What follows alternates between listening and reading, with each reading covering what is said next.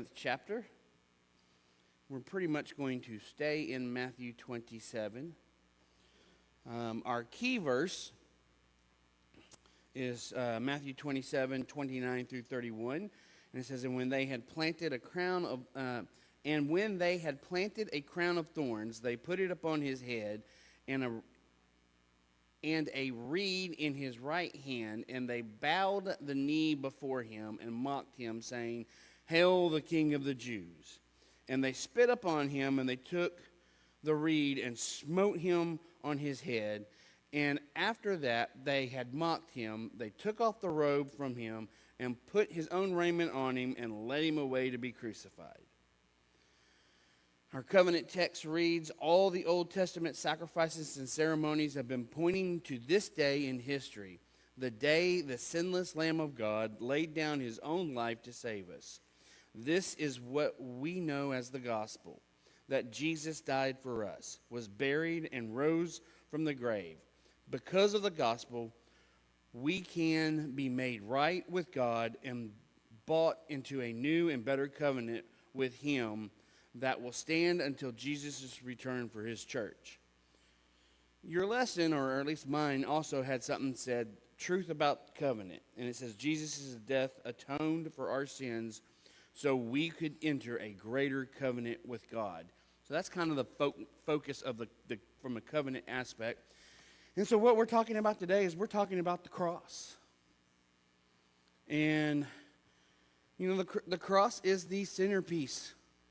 It's the centerpiece of our new covenant. It's what got it all started. But it's also what got it all ended. It's the bridge between the two covenants. Without the cross, there is nothing. And so, without everything that occurred going to the cross, we cannot be made complete. And so let's go and look at the cross and the actions that are done and what was done to Jesus. And so I've kind of titled this for me, it's the shame, the pain, and the victory of the cross. Because really that's what's happening here. Jesus is sinless. Jesus has no sin. He has no shame. But we have shame. We are in pain. And only through the victory at the cross and Jesus taking our shame and our pain upon himself are we able to walk free now. But before we get started, like always, I kind of want to do some back thing, because as I was studying, I asked myself two questions. This is two things that just come into my head, and I couldn't get away from them. Why Jerusalem? Why the cross? Why did it have to be Jerusalem? Why did it have to be a cross? Anybody care to hazard a guess? Or state your opinion? Why Jerusalem? Why a cross? Have you ever asked yourself these questions? Why was it important that it all take place at Jerusalem? What? Birthplace? Abraham? All right, well, let me give you what I find. So, according to Jewish, now I did some research and got into history, and according to Jewish and Islamic law, okay, we're talking about the Jews and Islam. These two don't agree on anything.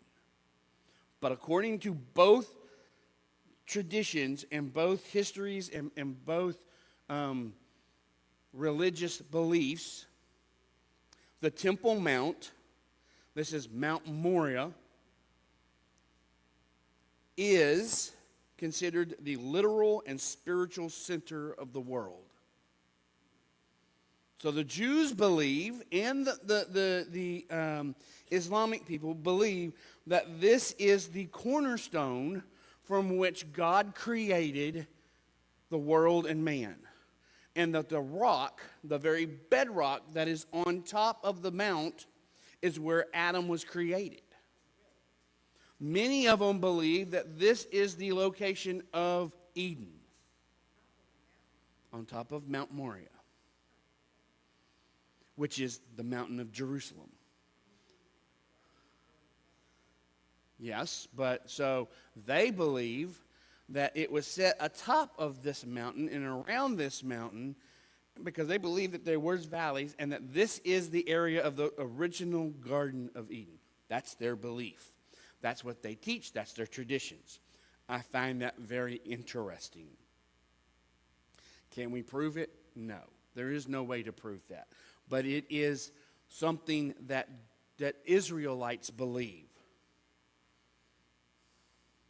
They believe that the Temple Mountain, or the temple and the tabernacles, was a design of what Eden looked like.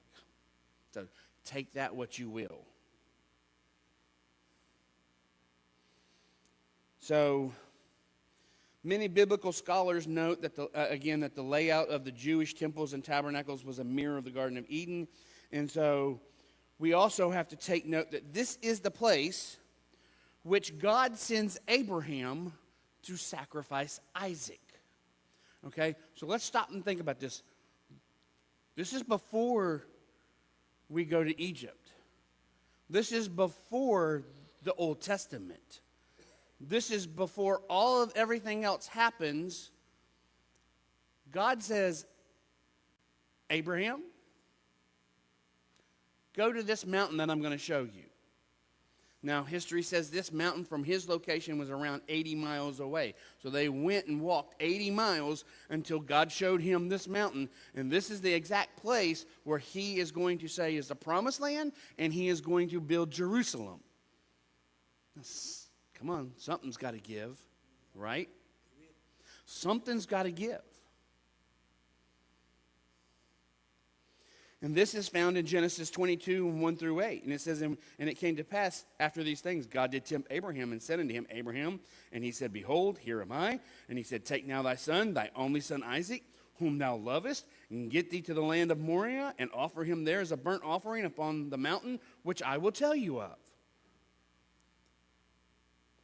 This whole story, look at the parallels between Isaac and Jesus.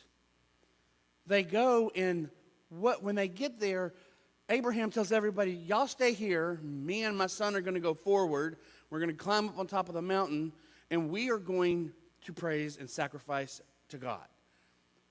Who carries the wood up the mountain? Abraham puts it on Isaac's back. Isaac's sacrifice. Who carries the cross? They put the cross on Jesus' back. Although Jesus gets some respite because he falls down and they take Simon, who's standing there, and put it upon him, and he carries it. But the parallels are similar, and it's the exact same location. The altar that Abraham built was left there until the destruction of Jerusalem. It stood for all to see. It was still there when they built Jerusalem. So this place is important. Can we pull out and dictate and point out all the reasons why? No. I'm drawing parallels between specific events that occurred, showing that there is an undertone connection between God and Jerusalem, God and Israel.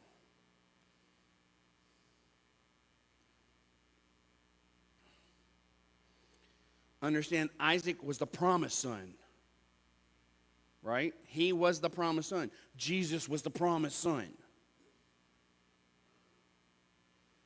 And so I draw a line and I begin to think that maybe this was the first attempt God used to try to cleanse the world. And then he goes, nope, it's not gonna meet the need. It's not gonna be. His blood cannot do what I want it to do. I can't prove that. That's my human mind thinking.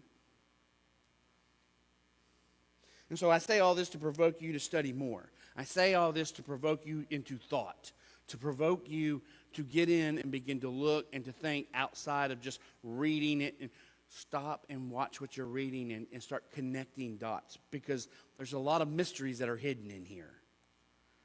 So why a cross? Why did God choose the cross as the appropriate method to sacrifice Jesus? to redeem man from the sin of the world. As we all know by now, it all started with a tree. So it started in the garden.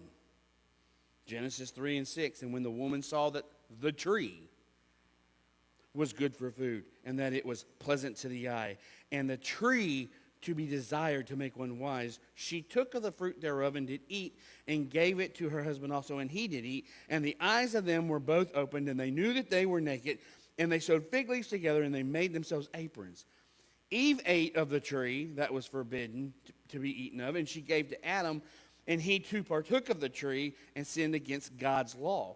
This act caused all men to become separated from God. Then, Romans 5:12 puts it this way: therefore, as by one man sin entered into the world, death by sin, and also death passed unto all men. So death enters into the world. So man is separated and he dies because God told him, in the day that you eat of the tree, you're going to die. So a death occurred, but not a physical death, but a spiritual death. And this death separates man from God. What is it?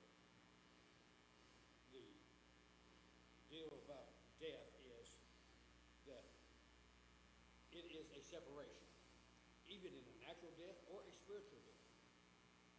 That's what defines death, is separation. You're separated from your people when you die in the natural. You're not there anymore. You're absent. You're never going to be again with them anymore.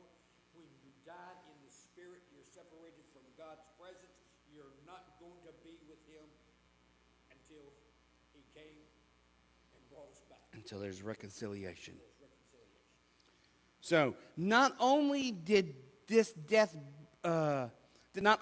bring death on man, it caused man to be cursed.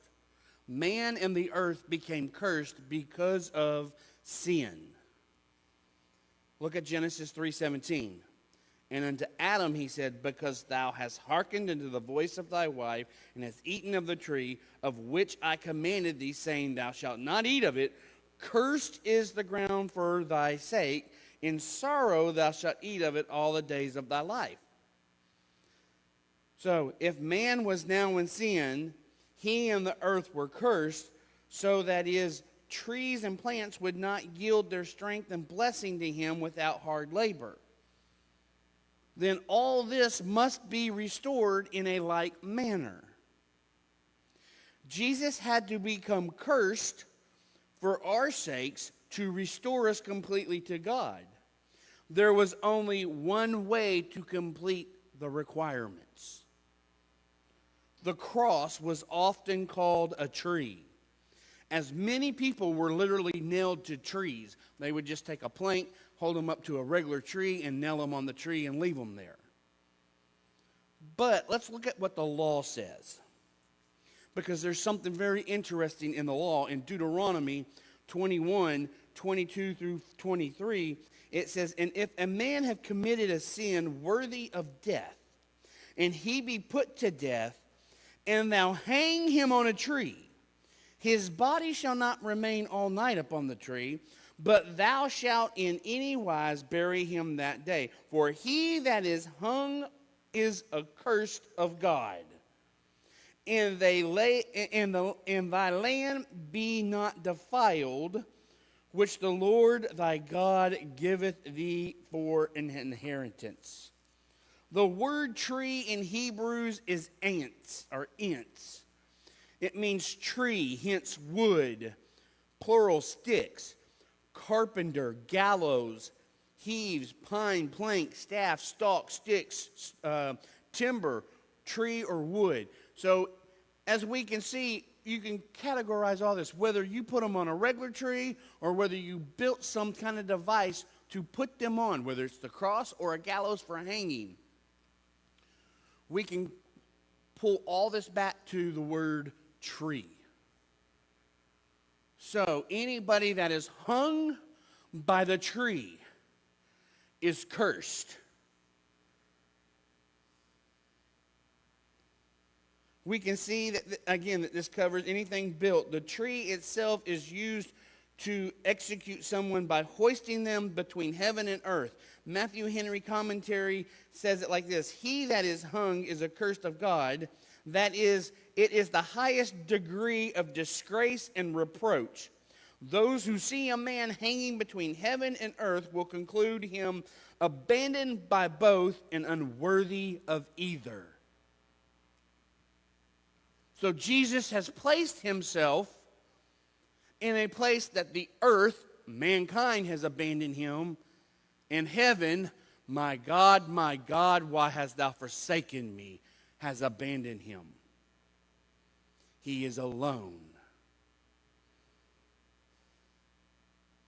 He is accursed, and he is taking the curse of the tree and the curse of man and death and pain and suffering and humiliation. What happened when man found out he was naked and he heard God? He ran and hid himself because he was ashamed. He's taken all that shame away, and it could only be done if he became accursed. He's sinless. How can he become accursed? The only way is to hang between heaven and earth. There is only one way, and it could only be. The sacrifice from Isaac couldn't do it. Yeah, there was blood, but it could not fulfill the full promise of restoration. Only the cross, only the hanging between heaven and earth. It could only be a cross. And the cross is one of the most humiliating, painful executions. If you study it, you are left bewildered how anyone could even get to the cross, let alone hang there for, it could take people up to a week to die on a cross. It was designed to commit the ultimate suffering and to prolong it. It was not supposed to be a quick execution. It was torture. Literally, what man would say had to be hell on earth.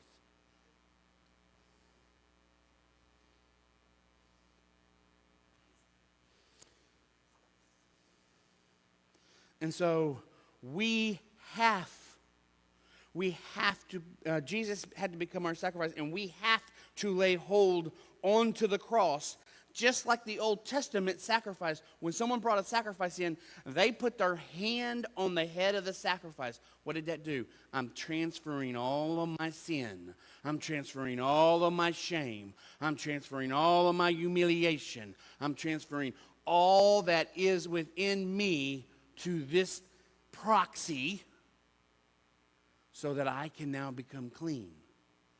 But this would only make me clean for a year. When you reach the cross and you put hold onto the cross and all that goes to the cross and onto Jesus, it doesn't come back. It's gone for good. Once and for all. So,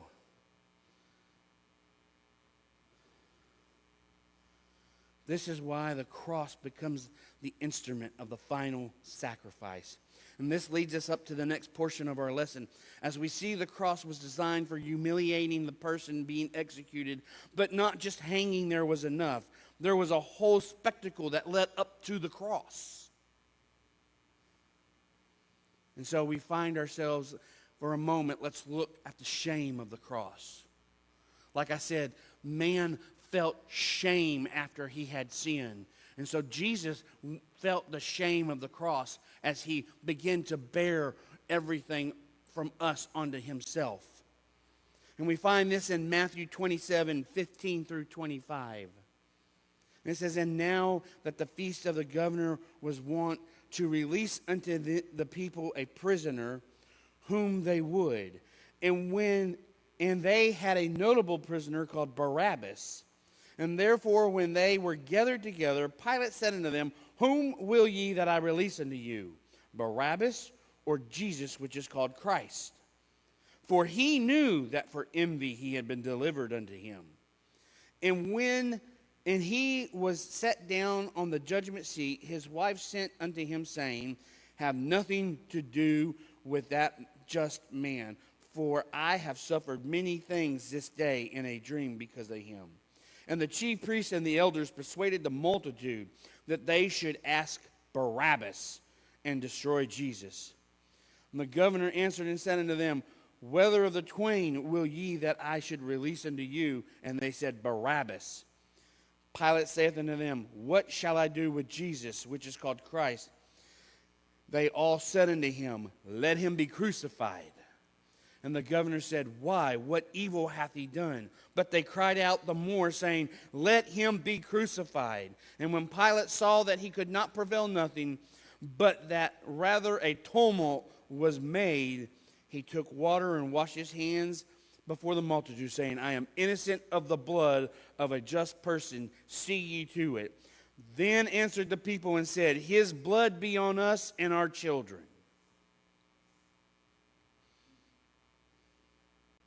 We've read a lot. We've gone back a little bit before what our lesson would pick up, and we started out at the 15th verse. And we see here that Jesus stands before Pilate. Pilate sees no wrong in Jesus. The Roman ruler says, this man is innocent. He's done nothing that I can find. And he realizes that the Jewish rulers have brought him here because of spite and envy. They detest him, and they want to remove him, and they want to use Pilate to do it. Pilate remembers a custom that would allow him to release Jesus. However, he has to give the people a choice. And the religious rulers are there in the crowd, and they work the crowd up saying, give us Barabbas. Barabbas is a murderer. He's someone who causes revolt and discord inside the people. And they get him to call for Barabbas. They'd rather have Barabbas than the religious teacher, Jesus. And so they begin to cry out, and the people begin to follow. And it gets to the point that we see that Pilate realizes, no matter what I do, I cannot stop this from happening. And he says, and if I do, the people are going to revolt. And right now they're too close. And a revolt and a tumult inside the town is not going to be good for Rome. So I'm going to give them their will. And so what we see is that the religious leaders get him caught up. And they even reach out, and he says, all right, this man's innocent. Even my wife's in turmoil over this. This man's innocent, and I wash my hands of it. And what do the people? Let his blood be on us and on our children. Now, this is a dangerous place, but you know what? It's also the very thing we need on us. But that blood was the death. That was the murder, not the salvation of the blood. But without it, we could not have been spared. And so a lot of times we look at Rome as the one that killed Jesus, but it wasn't Rome. It was the Jews. It was the Jewish leaders. It was the rulers of the day that held the law and did not want to lose power, and that they hung on to because they wanted to lord over top of everybody. And they wanted to control what was going on. It was the Jewish leaders that killed Jesus. Can you imagine Jesus as he's standing there before Pilate, and Pilate is questioning him, and he hears the people saying, crucify him. Just a day or so ago, they were yelling, Hosanna! Blessed is he that comes in the name of the Lord. Now they're hearing, crucify him. He's a traitor. All the anguish that must have begun to set upon Jesus. The shame of what, he's a liar. He's teaching false doctrine. I'm teaching the doctrine that is going to change the world and save your soul, and you're calling it false. They're attacking his very position. And the shame begins to turn on Jesus. So here you see that before this happens, only the Jews had the right to this. There could have been no once and for all without Jesus going to the cross. Mm-hmm. We were grafted in because he died for us as well as for them. And everybody now has the right. Amen. And so Jesus faces the ultimate rejection of the very people he came from and came to love and chose as his own, and the humiliation of that rejection. Then if we go to Matthew the 27, and 28, then the soldiers of the governor took Jesus into the common hall and gathered unto him a whole band of soldiers. And they stripped him and they put him in a scarlet robe. Here becomes the Roman humiliation. And Rome was good at this. They had perfected this. They had perfected the art of crucifixion. Here we are told that they stripped Jesus naked. This is a major act of humiliation that anyone, as we are told, that no man should be seen uncovered, especially anyone of the opposite sex. Thus, we are not strong enough to keep our dignity before the community. So before the community, Rome strips him of his coverings. He is naked from head to toe. He will be chained to a whipping post. We'll go into that momentarily. But in Leviticus it says, none of you shall approach any that you're near of kin to him and uncover their nakedness. I am the Lord. The nakedness of thy father and the nakedness of thy mother thou shalt not uncover. She is thy mother, and thou shalt not uncover her nakedness. We know that Ham sees Noah in the ark, and he's naked, and he's drunk, and he's passed out. He begins to make fun of him. This causes him to become cursed. This is an act. You're not supposed to show public indecency like this. And here he is, sprawled for all of Jerusalem to see. And this is a humiliating act. You're not even worthy to wear clothes. Your shame is hanging out before everybody.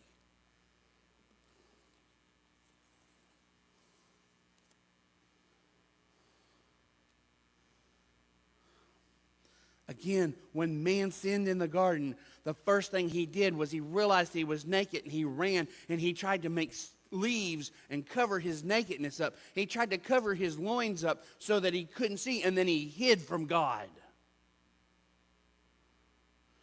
And when God came to the garden, he said, where were you? And he said, well, we hid ourselves for when. Who told you you were naked? Who told you, Adam, that you was even naked? You had no knowledge of this unless you did what I told you not to do. One of the side effects of sin was realizing that they were naked and being ashamed of it. We try to cover ourselves and hide from God.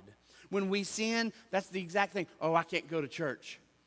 You immediately want to figure a way to not go to church, not be in the presence of God. Why? Because you're ashamed, and you're ashamed of what He will think of you.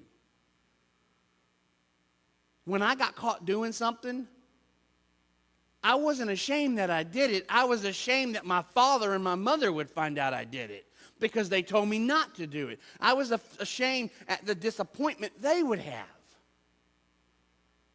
in me. And that's what sin did. That's the shame of our sin.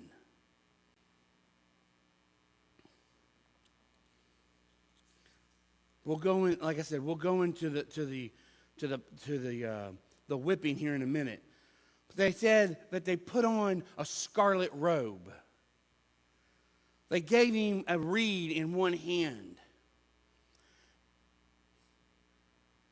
And they all bowed the knee and began to say, "Oh, the King of the Jews." Begin to mock him. "Oh, look, you're the King of the Jews. Here we are. Oh, look what's happening." Oh, ridicule.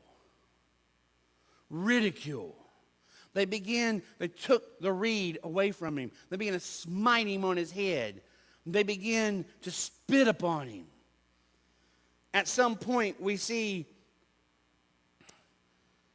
in Matthew 27 and 29, it says, "And when they had planted a crown of thorns, and they put it upon his head, and the reed in his right hand, they bowed the knee, and they began to mock him, saying, 'Hail, King of the Jews.'" They took that crown and began to press it into his head and began to hit him on top of his head with that reed, forcing it to go deeper and deeper into his skull. If I understand right, the reed was like a staff, like a stick, like a wooden rod. Most people say that believe it to be a hyssop branch, which was a bush but grew kind of tall like a tree. And it grew thick enough, and they believe that that's what they were using. It goes on to say in 27 and 30, "And they spit on him, and they took the reed, and they smote him on his head." They start striking him with the reed on his head, and the crown, again, like I said, it's being pushed down, and they're spitting on him. What would you do right now if someone spit on you? Makes you real mad. It's a killing offense today. Oh, people will spit on you if they don't like you. But there's a lot of people, if you were to spit on them, they'd pull a gun out or a knife out and they'd attack you. They'd try to injure you. In some sports, it's a foul of deep offense. It's a red card. You can be put out of the game because it's a sign of disrespect. So they are disrespecting Jesus. For me, you don't spit on two things. Don't spit on my Bible, my God. If I would have been Peter and I'd have been here and I'd have been witness this, I think I'd be pulling my sword out again. I'd probably be dying. And you don't spit on my flag. You don't spit on my country. I hope I can handle someone spitting on me. You can disrespect me. I hope I'm good enough to handle that. Because that really does not show disrespect to me. That's disrespecting yourself, the person that's doing the spitting. Or at least in my eyes. Then we have Matthew, the 27th chapter, 35 through 37. And it says, "And they crucified him and parted his garments and cast lots. And that it might be fulfilled which was spoken by the prophet, they parted my garments among them, and upon my vestures did they cast lots. And sitting down they watched him there, and set over his head this accusation written, 'This is Jesus, the King of the Jews.'" Understand when they got to the cross? Remember, it doesn't say, but we'll see it. They put his robes back on him after they had taken off the scarlet robe and everything. They'd put his robes back on him. And so they get there, and they take his robes off. And then they would put him on there, and he would be hanging with maybe just a loincloth or naked, because we're still humiliating people. And so they do this whole act. There's a whole parade. We'll talk about it again in a minute, but I'll say it here too. There's a whole parade of the condemned where Jesus is carrying his cross to Golgotha. And there's a parade, and most of them would be taken there naked so that their shame would be hanging out. And they would be exposed to the elements, and people would be spitting on them and throwing things at them and all kinds of vileness. This is what he is suffering through. But they strip him and strip his garments and cut them into pieces. And there below him, while he's on a cross, they're casting lots for his clothes, as if it was a trivial matter in a game, a prize to be won. And above him, what's supposed to be mocking is a sign that says King of the Jews.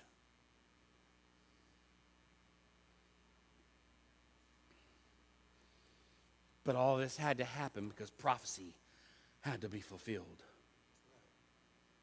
We couldn't end the Old Testament unless all the prophecies had been completed.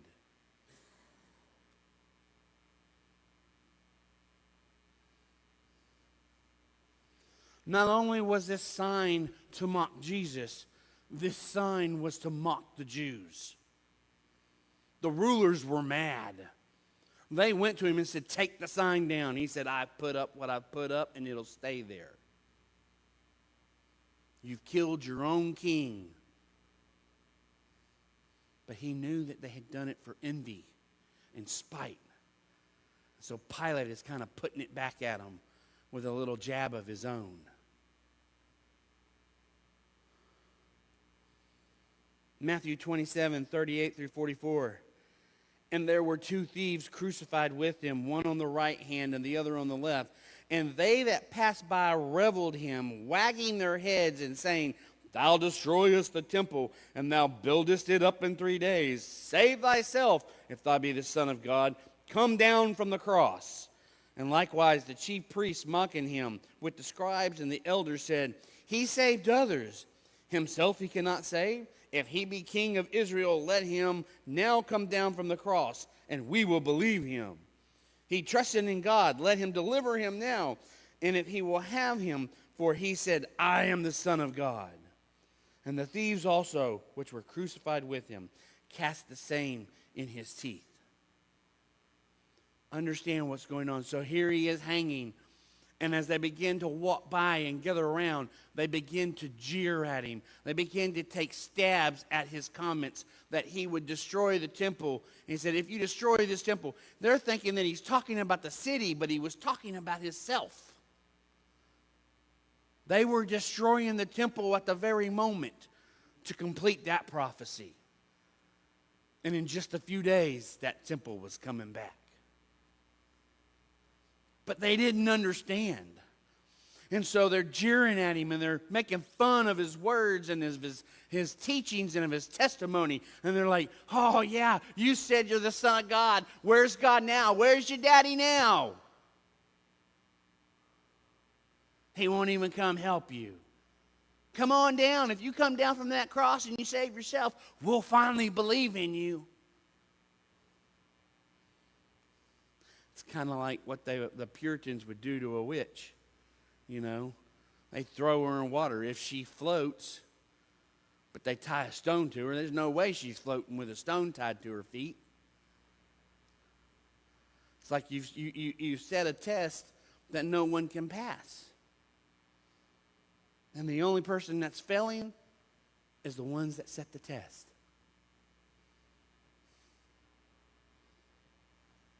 They try to discredit his very teachings. They want to rub out the very teachings that he was making because they did not want the people to hold on to them and hang on and have a belief in them because it would cause more problems in the religious community. And so they was trying to stomp it out right there at that very moment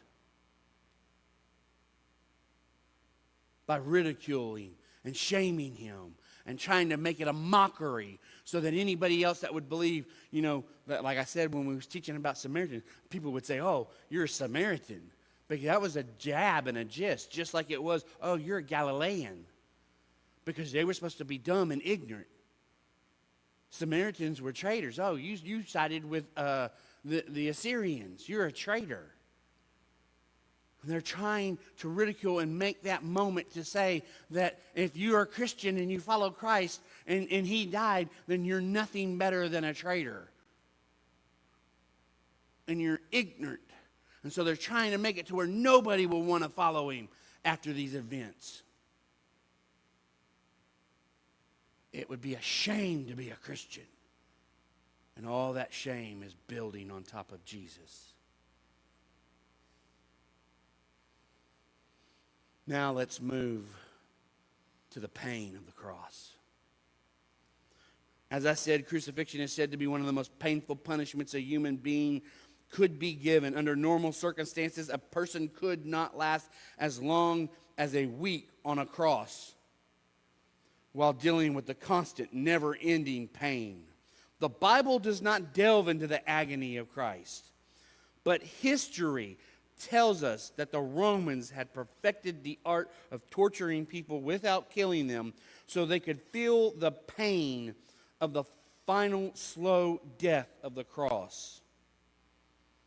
And so let me try to explain what Jesus would have experienced. Let's go back to Matthew, the 26th verse of chapter 27. And it says, "And he released Barabbas unto him, and when they had scourged him, they delivered him to be crucified." That's all the four Gospels will say, when they had scourged him. They do not go into the understanding of what scourging was. Here we see in the first trial of the crucifixion, the scourging. This is where the prisoner would be stripped of all their clothes, chained to a post, and flogged with a whip. This was not just a normal whip. This, normal whip, what you would see a cowboy have, or if you watched the movies Indiana Jones and you saw the bull whip that he had, that's what we think of when we think of a whip. This was called a cat of nine tails, meaning that the whip had 9 strips coming off the handle. Each of those strips had pieces of bone, metal, and glass that was tied to the lashes so that they would dig into your back when you was hit with them. 1 stripe of the whip, 9 hits. All along that glass, those bones, that metal would dig into your back. And when they would pull back on it, it would rip out chunks of flesh. They would give 39 lashes. It is said that the Romans were so precise in their ability to do this that they could flog a man, flay his back open so you could literally see his organs inside of his body all still working and him alive. You could see the lungs. It would be so close. They would have ripped it out so you could see the lungs, possibly the heart, the spleen, the liver. You could see all of this. It didn't just hit the back, it went down into their legs,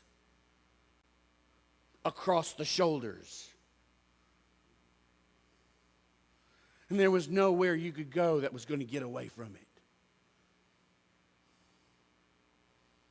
Not just feeling the pain of the leathers hitting your back and leaving a mark. You had to feel it cut into your skin and then yank and rip pieces out.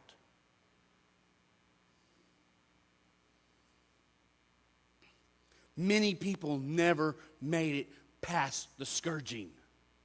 They would die on the whipping post before making it to the cross. Understand also, Jesus has not slept since the last time, which was probably before the Last Supper. He's not drank anything, and he's not partaken of any more food. Now we're adding blood loss on top of it because his back would have been bleeding. His back would have been pouring out blood.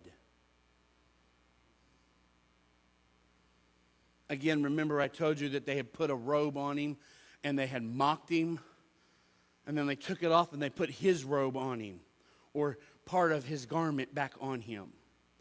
This would have become caked in blood and stuck to his body. And as he is walking through and his tongue is beginning to swell due to the lack of, because of dehydration and the lack of water, and it would be hard for him to breathe because of the pain and the suffering he's already going through. The crossbeam was bore upon his back, and it would be splinters digging into his back as he's walking, into the very places that the whip has already been. And he falls down, and they put the beam on somebody else and says, carry his cross. They give him a little reprieve.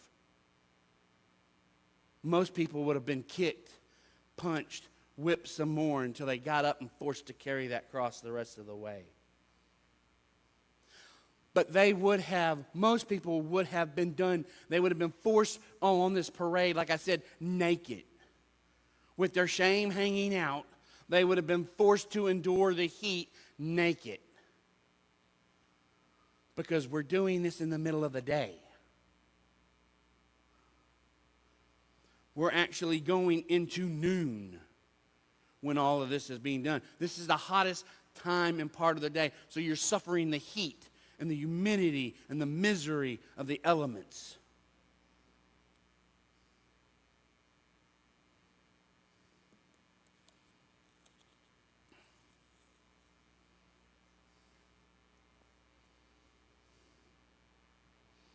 So when he got there to the place of Golgotha, and they would have stripped those robes of his off, and when they got ready to part them, it would have yanked, because it would have probably already started to dry along his back and his arms where the whips had hit him and the blood had dried, and it would have pulled that at it and caused even more pain.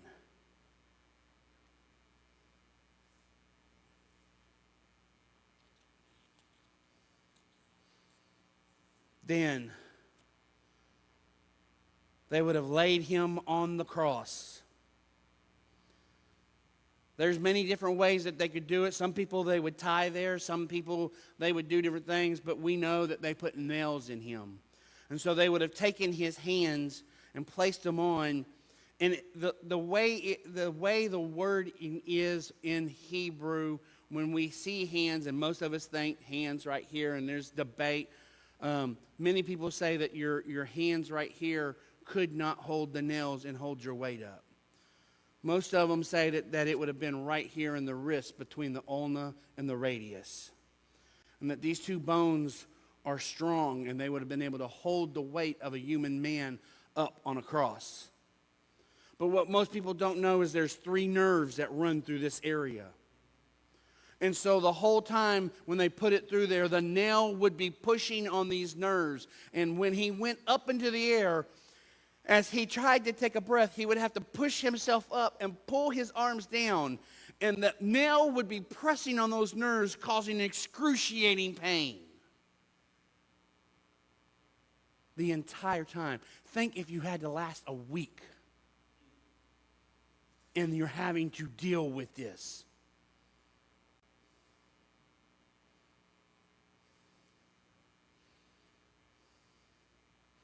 And they put it into your feet. And the feet is holding you up. And you're pushing up on the feet, and it's hitting nerves in your feet, causing a burning sensation to run up your legs and into your waist.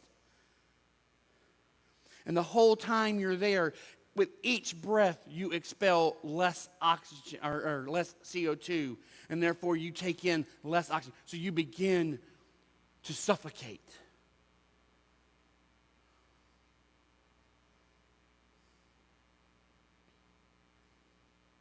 Your tongue would begin to swell again because of the lack of water. You would have coughing fits, which would only rack your body into more pain.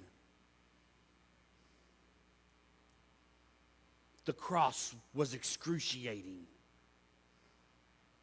It was more pain than anyone could bear. I don't understand how anyone could not pass out because of it. And he stood there. He willingly allowed them to do it. He willingly allowed that pain to come through him because he loved you that much that you did not have to suffer that pain. And so much so did he endure the pain that the vinegar and gall that was offered him. You're jumping. Is a sedative. You're jumping. Go ahead. Keep going. It is a sedative. And he would not take that to relieve the pain. He refused it. Jesus did. He refused the sedative.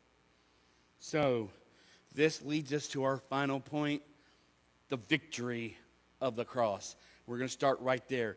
Did any of you ever catch it when you're reading it? Go to Matthew 27, 33 and 34. And when they had come to the place called Golgotha, that is said, the place of the skull, they gave him vinegar to drink mingled with gall. And when he tasted it, therefore, he would not drink. There's two things we got to understand about this event, and it is important. One we've kind of partially heard of. I'm going to delve a little bit deeper. I want you to understand how devious the Romans had become in their ability to cause torture. This is something, again, most ministers entirely miss or they pass over, believing it to be a side note. However, it is the first victory of the cross. As they prepared to attach him to the cross, they tried to give him a drink that is vinegar mingled with gall. Several Gospels use the word myrrh. Both were often used in this mixture, and it would be a sour wine mixed with bile from the liver or myrrh, both being very bitter in taste. Medicinal and health benefits of these per modern science. Modern research supports several of the myrrh traditional uses.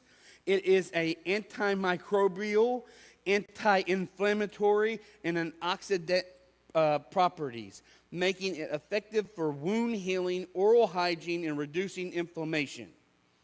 Myrrh can help treat gum disease, mouth ulcers, sore throats, minor cuts, burns, and abrasions. It also has analgesic effects due to the compounds of, and I cannot pronounce them, I'm not even going to try, it's science, which interact with opioid receptors to provide a mild pain relief.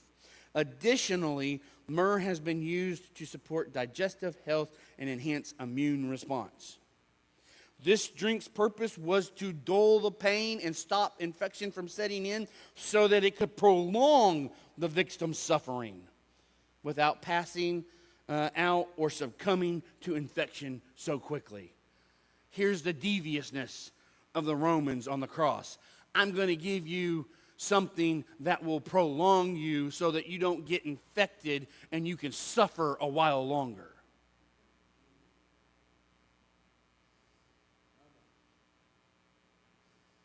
Not only that, it's going to dull your pain. It's going to dull your mind. Anybody ever watch Braveheart? Right before he's to be executed, the queen comes in and puts some liquid in his mouth, and he eventually spits out because he says he doesn't want to dull the pain, and he doesn't want to dull his wits because he might accidentally speak out the wrong thing and give the king victory. This would also have happened here. Remember, he's still man, and at a point he's going to become all man with no help from the Spirit. And so he says, I will not partake of this property that would dull the pain, but also prolong my agony.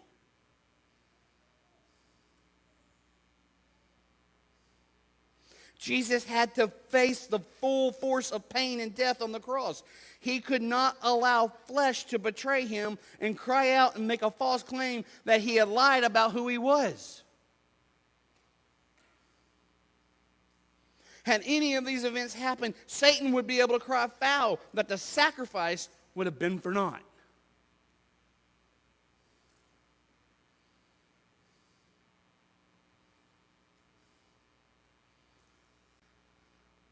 Not only that,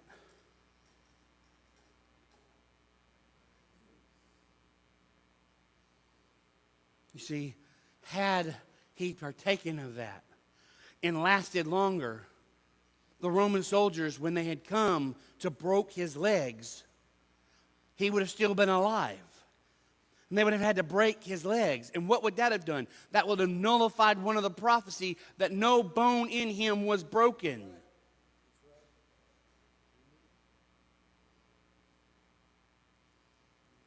John 19:3 says, these things were done that Scripture should be fulfilled. A bone of him shall not be broken. What is this in reference to? Go all the way back to Exodus 12:46. We're talking about the sacrifice of the Passover.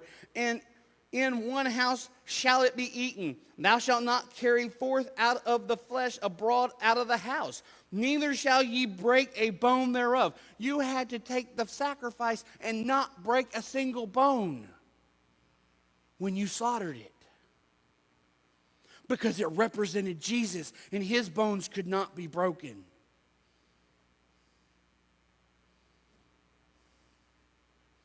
Not only that, he had to complete the prophecy that he would not drink of the vine again on earth, as he spoke in the Last Supper. If he would have taken the wine with that, he would have missed that prophecy that he made.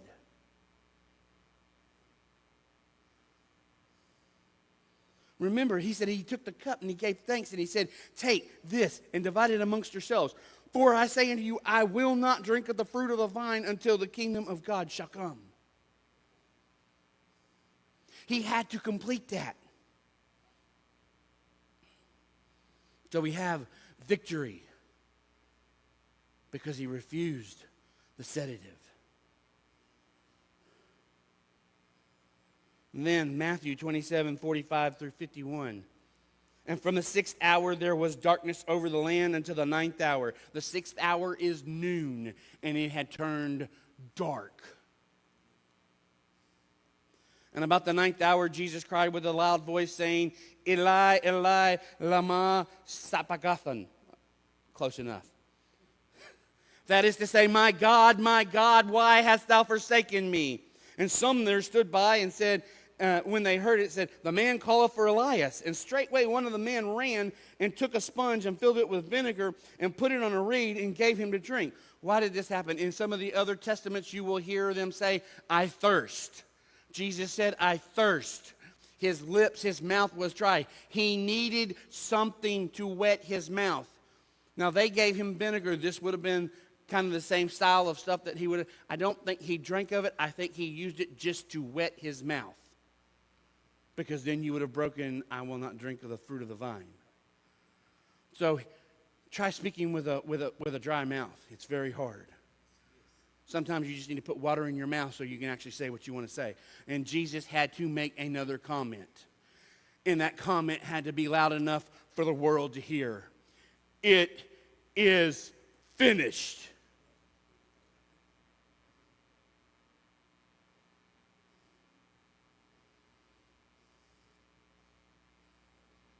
And it says, and Jesus, when he had cried again, it is finished, yielded up the ghost.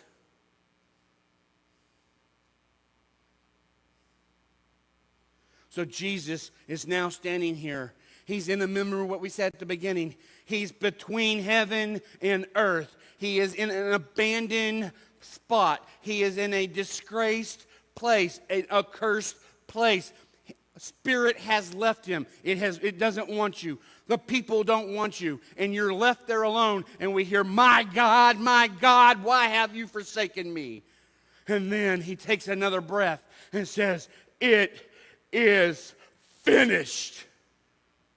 And at that moment, he gives up the ghost. But the power of God moves, because it had moved from him into the temple. And there, that which separated man from the holiest of holies was a veil, and that veil rent in half. And the earth shook, and the very rocks broke into pieces, because the power of God had been unleashed. Because the sacrifice had been completed. The final victory occurred at the completion of Jesus' death.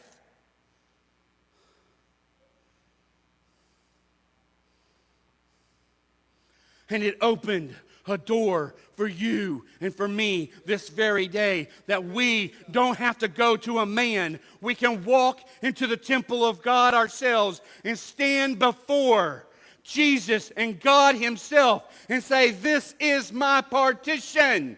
I don't need someone else to go before me. Jesus went before me and made a way for me to go into the church myself and find God. That's right. If I go through the cross. Not only that, it opened the door to death, hell, and the grave, which Jesus would soon conquer. We'll talk about that next week. So my final thoughts to you today. The cross was a gruesome but necessary requirement in the covenant for man. Only when we lay hold of the cross do we gain access to God and freedom from fear and death and judgment. We should all be running to an altar of repentance at the foot of the cross today so we can start our journey of the life in Christ. Praise God.